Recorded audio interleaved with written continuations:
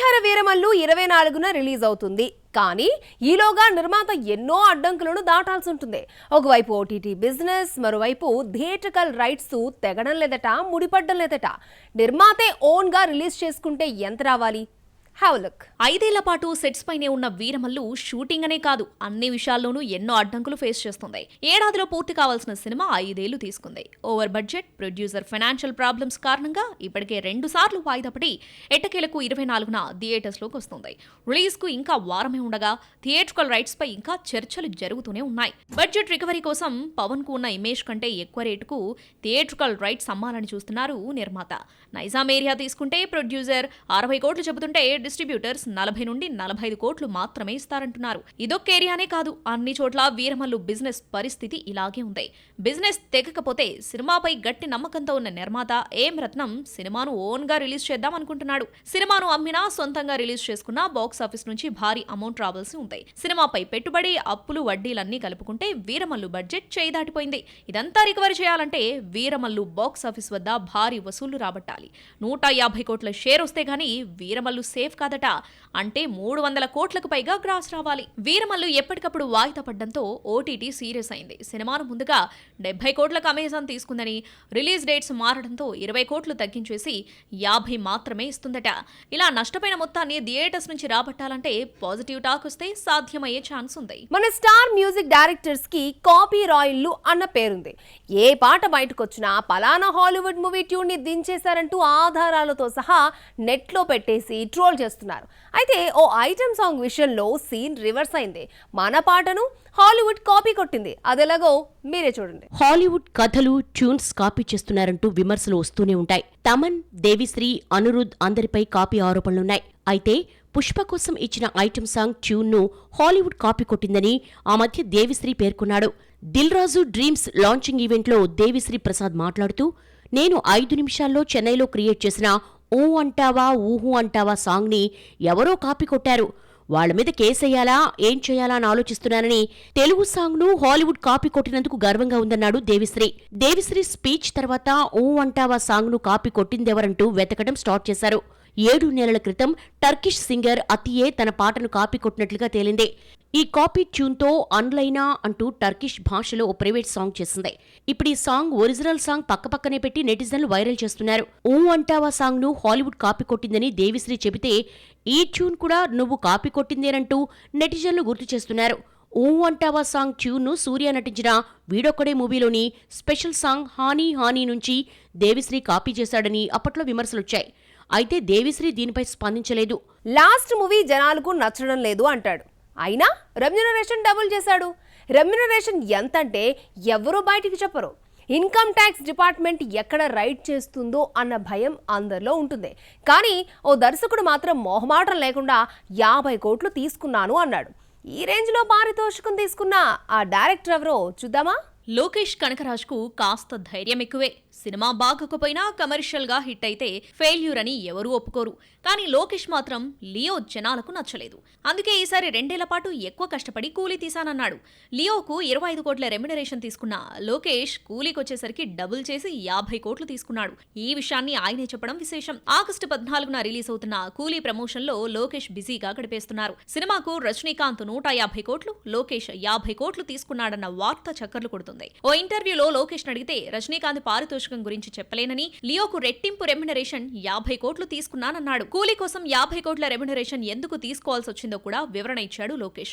Leo cinema 600 కోట్లకు పైగా gross collect చేస్తుందని, అందుకే లాస్ట్ మూవీ కంటే డబుల్ తీసుకుంటున్నానని చెప్పాడు. 2 ఏళ్ల జీవితాన్ని త్యాగం చేసి కూలీకి అంకితమయ్యానని చెప్పుకొచ్చాడు లోకేష్. డైరెక్టర్ రెమ్యునరేషన్ లెక్కలు చూస్తుంటే కూలీ 800 నుండి 1000 కోట్ల గ్రాస్ కలెక్ట్ చేస్తే నెక్స్ట్ మూవీకి పారితోషికం 100 కోట్లు ఇవ్వాల్సిందేనని లోకేష్ డిమాండ్ చేయడం గ్యారంటీ. ప్రభాస్ కొత్తగా కనిపిస్తున్నాడు. ఈ లుక్ ఏ సినిమా కోసం? 3 పాటలు మినహా రాజాసాబ్ షూటింగ్ అయితే పూర్తయింది. ఈ హారర్ కామెడీ కోసం లుక్ మార్చే ఛాన్సే లేదు. మరి ఫౌజీలో ఇలాగే కనిపిస్తున్నాడా, లేదంటే స్పిరిట్ కోసమా? మేక్ ఓవర్ అయిన ప్రభాస్ ఫ్యాన్స్ కి బాగా నచ్చేశాడు. కానీ లుక్ ఏ సినిమా కోసమో అర్థం కాక కన్ఫ్యూజన్ లో ఉన్నారు. రీసెంట్ గా బయటకొచ్చిన స్టిల్స్ తో ప్రభాస్ కొత్తగా కనిపించాడు, సన్నబడ్డాడు. ఫేస్ లో న్యూ లుక్ కొత్తగా అట్రాక్ట్ చేసింది. బాగుందన్న ప్రశంసలైతే వస్తున్నాయి, కానీ ఈ సినిమా కోసం ఎలా మారాడో తెలియడం లేదు. ఆ మధ్య బాహుబలి రీయూనియన్ లో కూడా ఇదే లుక్ తో కనిపించడంతో ఏదో ఒక సినిమా కోసమే ఇలా మారిపోయాడని ఫ్యాన్స్ అనుకున్నారు. ప్రభాస్, సందీప్ వంగ కాంబినేషన్ లో వస్తున్న మూవీ స్పిరిట్ ఎన్నో ప్రశ్నలు రేపుతోంది. ప్రస్తుతం ప్రీ ప్రొడక్షన్ వర్క్ లో ఉన్న ఈ క్రేజీ ప్రాజెక్ట్ సెప్టెంబర్ లో మొదలవుతుందని, అందుకే ప్రభాస్ గెటప్ మారిందని అంటున్నారు. సందీప్ వంగ చేతిలో పడితే హీరో మారిపోవాల్సిందే. హీరో అద్దంలో చూసుకుంటే తనని తాను గుర్తుపట్టలేడు. గెటప్ పూర్తిగా మార్చేస్తాడు. అది అర్జున్ రెడ్డి అయినా, యానిమల్ అయినా గడ్డం కంపల్సరీ. మరి ప్రభాస్ దగ్గరకొచ్చేసరికి గెటప్ ఎలా ఉంటుందా అన్న ఆసక్తి నెలకొంది. స్పిరిట్ లో ప్రభాస్ నిజాయితీ పోలీస్ ఆఫీసర్ గా కనిపిస్తాడని ఆల్రెడీ సందీప్ చెప్పేశాడు. డార్లింగ్ ఫస్ట్ టైం ఖాకీ డ్రెస్ లో కనిపించనున్నాడు. పోలీస్ గెటప్ లో గుబురు గడ్డంతో కనిపించడానికి వీల్లేదు. క్లీన్ షేవ్ లో కనిపించాలి. ప్రస్తుతం కనిపిస్తున్న గెటప్ స్పిరిట్ కోసమే అన్న టాక్ నడుస్తోంది. హీరోయిన్స్ లో మంచి డాన్సర్ అంటే శ్రీలీల, తమన్నా వంటి ముద్దుగుమల పేర్లే వినిపిస్తాయి, కానీ ఆ టాప్ హీరోయిన్ ని పట్టించుకోరు. లేటెస్ట్ గా రిలీజ్ అయిన సాంగ్ చూస్తుంటే ఈ అమ్మడిలో ఇంత టాలెంట్ ఉందా అనిపించక మానదు. పర్ఫెక్షన్ అంటే ఎలా ఉంటుందో చూపించింది. ఇంతకీ ఇదంతా ఎవరి గురించి అనేగా? అయితే చూద్దాం. రష్మిక సర్కస్ ఫీట్ లా ఎంత బాగా చేసిందంటూ కామెంట్స్ చేస్తున్నారు నెటిజన్లు. దీక్షిత్ శెట్టి, రష్మిక జంటగా రాహుల్ రవీంద్రన్ డైరెక్ట్ చేస్తున్న సినిమా ది గర్ల్ ఫ్రెండ్ నుంచి నదివే సాంగ్ వీడియోను రిలీజ్ చేశారు. స్వీయ సంగీత దర్శకత్వంలో హేషం అబ్దుల్ వహాబ్ ఈ పాటను పాడాడు. రాకేందు మౌలి సాహిత్యం అందించాడు. రష్మికలో ఉన్న డాన్సింగ్ టాలెంట్ కొత్తేమీ కాదు. ది గర్ల్ ఫ్రెండ్ లోని నదివే సాంగ్ తో బయటపడలేదు. పక్కన అదిరిపోయే డాన్సరున్నా అంతకు మించి మెప్పిస్తుంది. పుష్ప 2లో ఫీలింగ్ సాంగ్ తో అదరగొట్టేసింది. తెలుగులో బన్నీతో, తమిళంలో విజయ్ తో డాన్స్ అంటే హీరోయిన్స్ కి భయం. ఎక్కడ హీరోలు డామినేట్ చేస్తారేమోనని ప్రాక్టీస్ చేసి సెట్స్ పైకి వెళతారు. కానీ రష్మికకు ఆ భయమే లేకుండా ఆడేసి మైండ్ బ్లాక్ చేస్తోంది. చిరంజీవి, అనిల్ రావిపూడి సినిమా ఒకసారి పట్టాలెక్కడమే ఆలస్యం. షూటింగ్ నాన్ స్టాప్ గా దూసుకుపోతుంది. ఇంకొక వారం రోజుల్లో చిత్ర యూనిట్ మళ్ళీ సెట్స్ పైకి వచ్చేస్తోంది. పక్కా ప్లానింగ్ తో దూసుకుపోతున్నాడు అనిల్. అంతా బాగానే ఉంది. మరి మెగా బర్త్డే సందర్భంగా ఆగస్టు 22న ఎలాంటి ట్రీట్ ఇస్తున్నాడు? చిరంజీవి సినిమాను 2026 సంక్రాంతికి రిలీజ్ చేస్తామంటూ ముందే చెప్పేసి దీనికి తగ్గట్టు షూటింగ్ ప్లాన్ చేశాడు అనిల్. ఈ నెల 23 నుంచి కేరళలో ఓ వారం రోజుల పాటు షూట్ చేసి ఆగస్టు 1 నుంచి హైదరాబాద్లో చిత్రీకరిస్తారు. చిరంజీవి, అనిల్ రావిపూడి సినిమా గురించి ఫ్యాన్స్ పెద్దగా ఆలోచించాల్సిన పని లేదు. అప్డేట్ ఏంటని ఎదురు చూడాల్సిన పని అంతకంటే లేదు. దర్శకుడు అనిల్ రావిపూడితో సినిమా అంటే అట్లుంటది మరి. వద్దన్న అప్డేట్స్ ఇస్తూనే ఉంటాడు. ఆగస్టు 22న చిరంజీవి బర్త్డే. ఏదో ఒక అప్డేట్ ఇస్తే సరిపోదు. ఆ రోజున మాత్రం ఫ్యాన్స్ మెగా అప్డేట్ వస్తుందని ఆశగా ఎదురు చూస్తారు. చిరు పుట్టినరోజు సందర్భంగా గ్లిమ్స్ తో పాటు టైటిల్ ప్రకటిస్తారని తెలిసిందే. ఈ మెగా కాంబినేషన్ మూవీకి భీమ్స్ మ్యూజిక్ ఇస్తున్నాడు. సినిమాకు రఫ్ ఆడిద్దామన్న టైటిల్ ను కూడా పరిశీలిస్తున్నారు. Chiranjeevi, Anil cinema multi starrer గా తెరకెక్కుతోంది. ఇందులో వెంకటేష్ గెస్ట్ అపీరియన్స్ ఇస్తున్నాడు. గెస్ట్ అపీరియన్స్ పూర్తి చేసిన తర్వాతే త్రివిక్రమ్ మూవీలో వెంకీ జాయిన్ అవుతాడు. 20-30 రోజుల డేట్స్ ఇస్తే వెంకీ పార్టీ షూటింగ్ పూర్తవుతుందట. 6 నెలల్లో సినిమా తీసేసే అనిల్ 20 రోజులకు పైగా వెంకీతో షెడ్యూల్ ప్లాన్ చేశాడంటే ఈ గెస్ట్ అపీరియన్స్ తెరపై అరగంట దాకా కనిపించే ఛాన్స్ ఉంది. బాక్స్ ఆఫీస్ లో మరిన్ని అప్డేట్స్ ఏమన్నాయో చూద్దాం. 31న రిలీజ్ అవుతున్న కింగ్డమ్ లో విజయ్ దేవరకొండ, సత్యదేవ్ అన్నదమ్ములుగా నటించారు.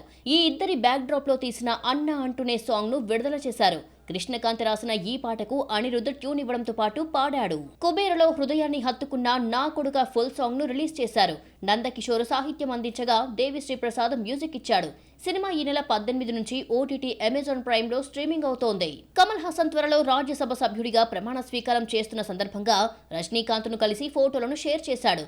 నూతన ప్రయాణాన్ని ప్రారంభించే ముందు ఆనందాన్ని తనకిష్టమైన స్నేహితుడితో పంచుకున్నానని రాసుకొచ్చాడు కమల్.